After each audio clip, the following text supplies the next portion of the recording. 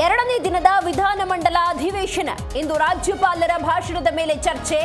ಸರ್ಕಾರದ ಮೇಲೆ ಮುಗಿಬೀಳೋದಕ್ಕೆ ವಿಪಕ್ಷಗಳು ಸಜ್ಜು.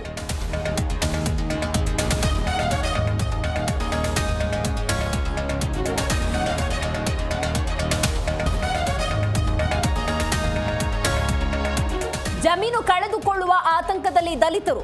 ರೈತರನ್ನ ಒಕ್ಕಲೆಬ್ಬಿಸುವ ಅಧಿಕಾರಿಗಳ ವಿರುದ್ಧ ಕಿಡಿ. ತುಮಕೂರಿನ ಅಂಬಾಪುರ ಗ್ರಾಮಸ್ಥರ ಅಳಲು.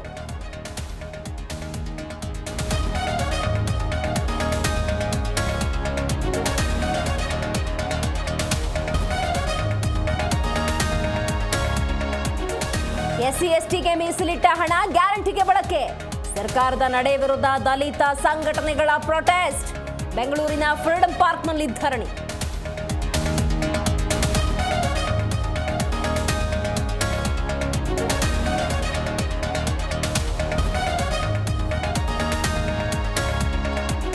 ಎಸ್ಎಸ್ಎಲ್ಸಿ ಪೂರ್ವ ಸಿದ್ಧತಾ ಪರೀಕ್ಷೆಯ ಪ್ರಶ್ನೆ ಪತ್ರಿಕೆ ಲೀಕ್.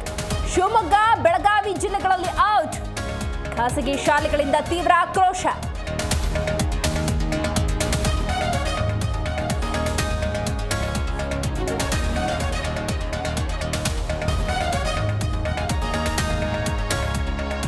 ಮಂಡ್ಯದ ಶ್ರೀರಂಗಪಟ್ಟಣದಲ್ಲಿ ಹಕ್ಕಿ ಜ್ವರದ ಆತಂಕ.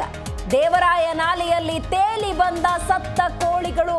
ಕ್ರಮ ಕೈಗೊಳ್ಳುವಂತೆ ಜನರ ಆಗ್ರಹ.